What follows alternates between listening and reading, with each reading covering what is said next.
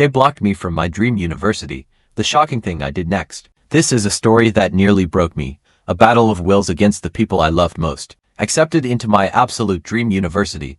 The one place I thought I'd finally become someone. Columbia University. But then came the bomb. Actually, we can't afford it. Those words echoed in my head like a death knell. It felt like my entire future, the one I'd sacrificed everything for, was being snatched away. I'm like, this isn't happening. I was determined to make this dream come true regardless of what happened. Buckle up, because what happened next will shock you. Even I never saw it coming. This is going to be messy, I warned you. Picture me, Mia, your classic bookworm. Cliché, I know. So, when that acceptance letter from Columbia University landed in my hands, it felt like I'd finally achieved something monumental. Not just for myself, but for my whole family. Growing up in a small town just outside Reading, Pennsylvania, nobody in my family had ever even considered anything like this. College, maybe community college. Even then, it wasn't exactly a high priority. So, there I was, acceptance letter trembling in my hand, heart practically leaping out of my chest. Columbia, I hadn't even dared to hope it was possible. For a blissful few days, I allowed myself to bask in the sheer joy of it all. But then, of course, reality crashed down. I excitedly brought it up to my parents, fully expecting them to be as thrilled as I was. Instead, they just stared at me, blankly. You're not serious, my mom finally said, her voice flat. Yes, I am serious. Columbia, Mom, the Ivy League, this is huge. I tried to keep my voice level, completely bewildered by their lack of enthusiasm. My dad, Tom, cleared his throat, and without even looking at me, dropped the bombshell. Mia, we can't afford that. I felt my stomach plummet into my shoes. Dad, we talked about this. Mia, my mom cut in, folding her arms as if bracing herself for a fight I didn't understand. We've been talking. And with Ben's medical bills, it's just not realistic. We thought Temple would be a good option. They gave you a nice scholarship there. My blood ran cold. This was not happening. They weren't seriously suggesting I just give up. Wait, you're telling me to forget about Columbia and just go to Temple? I couldn't keep the edge out of my voice. Mom, I've worked my whole life for this. You always told me to work hard, that it would pay off. Your mother and I are trying to be practical here. Do you think you're the only one who wants this for you? We're not trying to hold you back, but this is about money. I could feel the tears welling up, but I refused to cry in front of them. So, that's it then. I looked back and forth between them, a desperate plea for understanding in my eyes. You're just going to decide this for me. It's not about deciding for you, my mom said, exasperated. It's about what we can manage as a family. This isn't just your decision. You're asking us to take on an enormous financial burden. I'm asking you to support me, I retorted, my voice cracking despite my best efforts. I'm asking you to believe in me, like you always said you would. My dad finally put down his fork and looked me squarely in the eye. We do believe in you, Mia.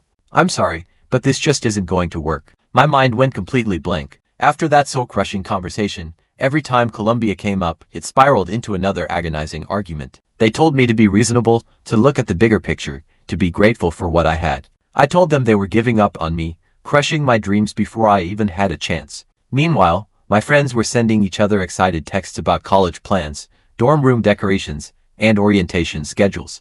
I was trapped watching everyone else live out my dream, the one I'd earned. One particularly dark day, I called my best friend, Rosa. She picked me up, and we drove around aimlessly for hours before parking near the park. I sat there, unleashing every single thought and frustration that had been festering inside me. They're being so ridiculous, Rose, I fumed. But the second it actually matters, they tell me to be realistic. What does that even mean? Rosa was quiet for a moment, clearly choosing her words carefully. Honestly, Mia, I mean, the bills, your brother's stuff. Maybe they feel like they're drowning. Yeah, well, I'm drowning too, I said, fighting back tears. And they're letting me. They don't get it. This is my one shot at something bigger than this town, bigger than everything they settled for. How can they not see that? She put her hand on my shoulder, offering a silent comfort. What if there's a way to make it happen without them? I blinked at her, confusion warring with a glimmer of hope. You think I can pay for Columbia with minimum wage? No, but you're the smartest person I know, Mia. There's got to be a way. Maybe you'll find some scholarship, get a job. I don't know. Something. But you've come this far. I just don't think you should give up. Her words resonated with me, a lifeline in a sea of despair. After a sleepless night of agonizing, I decided she was right. Giving up wasn't an option. If my parents weren't going to help me, I'd find a way to do it on my own. So, I dove headfirst into the most intense research of my life. I stayed up until 3 o'clock or 4 o'clock in the morning most nights, scouring the internet for scholarships, grants, and any other financial aid I could possibly apply for. I'd already gotten some aid from Colombia, but it wasn't enough. I wasn't stopping until I'd exhausted every single avenue. One afternoon, I stumbled across a few forums talking about negotiating financial aid. It seemed like a long shot, but I was desperate. So, I nervously called the Colombia Financial Aid Office and somehow managed to get through to a guy named Mr. Delaney. "Hi, Mr. Delaney, this is Mia Carson," I said, desperately trying to keep the panic out of my voice. "I've been accepted for the fall semester, and I've gotten some aid, but my family is going through a rough time, and it's not enough. Is there anything else I can do?" I held my breath, bracing myself for the inevitable rejection. "Mia, we understand that financial circumstances can be complicated," he said finally. "There are additional grants and funds available for students facing unexpected hardships. If you can provide some more documentation about your situation, we might be able to find additional aid for you." Yes, absolutely, thank you," I practically shouted, relief washing over me. He gave me a list of documents they needed: pay stubs, tax returns, bank statements. I spent the next few days meticulously gathering everything, triple-checking every form, every number, every detail. When I finally sent it all in, it felt like I'd just climbed Mount Everest. Then came the waiting. It was excruciating, especially because I didn't want to tell my parents about it. They'd made their position crystal clear, and I wasn't about to rehash that argument. I threw myself into job applications instead, figuring that if all else failed, I could at least try to save as much as possible over the summer.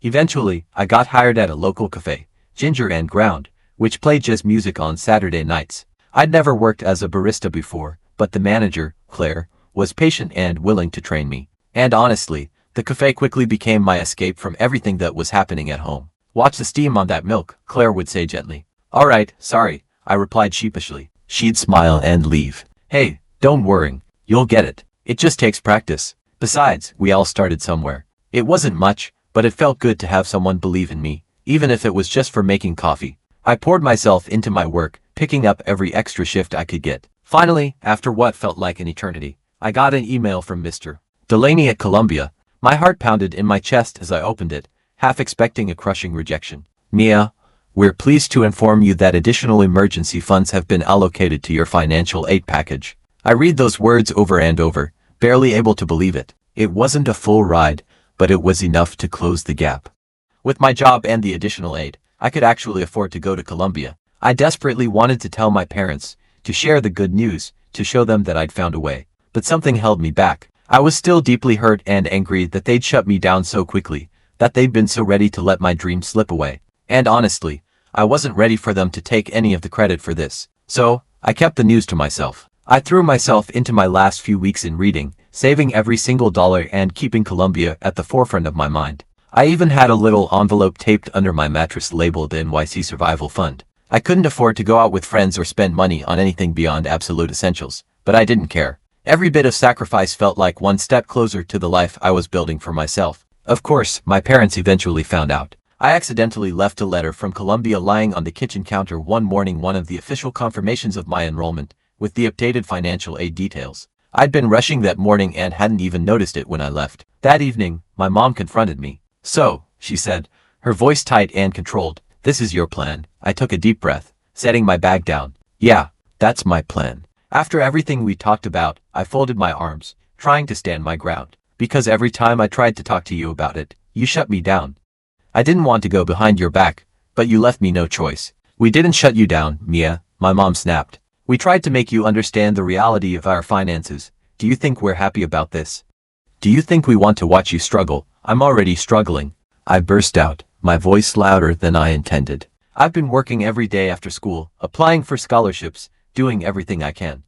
You've been acting like this isn't happening, like I should just let it go, but I can't. I've dreamed about this my whole life. You've spent your whole life dreaming," she retorted, her voice rising to meet mine. "But sometimes you have to look at reality. Dreams don't pay bills, Mia. I know that better than anyone." My voice cracked, raw with emotion, because while you were busy telling me I couldn't do it, I was the one finding a way to make it happen.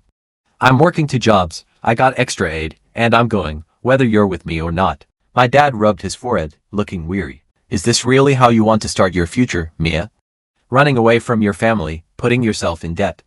"Dad," I said, feeling the tears start to burn my eyes, "I'm not running away." My mom threw her hands up, looking defeated. Fine, if this is what you want, go ahead, but don't come crying to us when things get hard. That hit harder than anything she'd said before. I took a deep breath, swallowing the lump in my throat. All right, and with that, I turned and walked away. I could hear them whispering heatedly downstairs, but I didn't care. I was done waiting for their permission. I was done letting them hold me back. The rest of the summer was a blur. Rosa helped me find a tiny basement apartment in Reading. I packed up my things and moved out quietly. I made sure I had everything I needed for Colombia. The day I moved, they barely said goodbye. My mom just watched from the front porch, her arms crossed tightly across her chest, a mixture of anger and sadness in her eyes. My dad was nowhere to be seen. Take care of yourself, Mia, my mom said, her voice so low I almost didn't hear it. I will, I replied, trying to sound confident, but my voice wavered. I didn't want her to see how scared I was, how much I wished she'd just hug me and said she was proud of me. But she didn't. So, I left. For the next few weeks, every dollar I earned went towards the move. I managed to save just enough to cover my first month's rent in New York and a few essential supplies. Arriving in New York was like stepping into another world. The energy, the people, the endless skyscrapers, I'd never felt so alive. And yet, my new roommates were strangers. I didn't have anyone to call when things went wrong, and when I finally started classes, the coursework was light years beyond anything I'd ever done before. Everyone around me seemed like they'd been preparing for this their whole lives. I found myself staying up until 3 o'clock every night, cramming for tests, writing papers, and desperately trying to keep up. I'd go to my classes, then come back to my dorm to study until I literally couldn't keep my eyes open. And as much as I hated to admit it, there were nights I wanted to call my mom, to hear her say it was okay, that I wasn't a failure, that I could always come home. But I'd made my choice, and I wasn't about to give them the satisfaction of saying, I told you so. One chilly October evening, I came back to my apartment, exhausted after a brutal day of classes and work, to find a letter waiting for me. I wasn't expecting anything, so I just stood there, staring at it for a moment, before I recognized my dad's handwriting. My heart pounded as I tore it open. Nia, it began, your mother and I have been thinking a lot about you. We know it hasn't been easy for you, and honestly, it hasn't been easy for us either. Seeing you go off on your own was hard, but I want you to know that we're proud of you. You were right to follow your dream, even if we didn't understand it. I hope you're doing well, I hope you're safe, and if you ever need anything, we're here. I read the letter again and again, barely able to believe my dad had actually written those words. For the first time since I left, a wave of relief washed over me. Maybe things weren't perfect between us, but maybe they didn't have to be. That Thanksgiving, I decided to go back to Reading. I hadn't planned on it, but on a whim, I booked a bus ticket home. I was nervous the entire way. I didn't know what to expect. When I finally walked up to my parents' house and knocked on the door, my mom opened it. Mia, she said, her voice catching. Hey, Mom, I replied tentatively. For a moment, we just stared at each other, and then, without another word, she pulled me into a hug. I could feel her shaking. Welcome home, she whispered, holding me close. Things were still a little awkward, but my dad tried to keep the mood light, cracking a few jokes and asking about my classes. We sat down for dinner, and for the first time in months, I felt like I was exactly where I was supposed to be. After dinner, as we sat around the table, my mom looked at me, her eyes filled with a mixture of love and regret. I'm sorry, Mia, she said quietly. I'm sorry we didn't see how important this was to you. I swallowed hard. I'm sorry too. I shouldn't have gone behind your back. My dad reached across the table and gave my hand a squeeze. You've done good, Mia. We're proud of you. In that moment, all the anger, all the resentment, seemed to melt away. We weren't perfect, but we were family. And for the first time, I felt like they finally understood me, like they were ready to stand by me, no matter what. Going back to Colombia after that visit was different. I felt lighter, stronger, like I wasn't fighting this battle alone anymore. And as hard as it had been, I know I wouldn't have changed a thing. I had fought for my dream, and I'd won. And now, for the first time, my family was with me every step of the way. So, there you have it. My crazy, messy, dream-chasing journey. Did I handle this situation the right way? Was I too stubborn? Should I have listened to my parents? I'm genuinely curious to hear your perspectives. Based on everything you've read, what do you think? I'm open to hearing any and all opinions about whether I made the right call in pursuing my dream the way I did and navigating the complex family dynamics that came into play. It would be comforting and insightful to hear if others feel I could have approached things differently, or if they believe I was justified in my actions given the circumstances and the importance of my education to me. And any reflections on how to better manage similar situations in the future are more than welcome.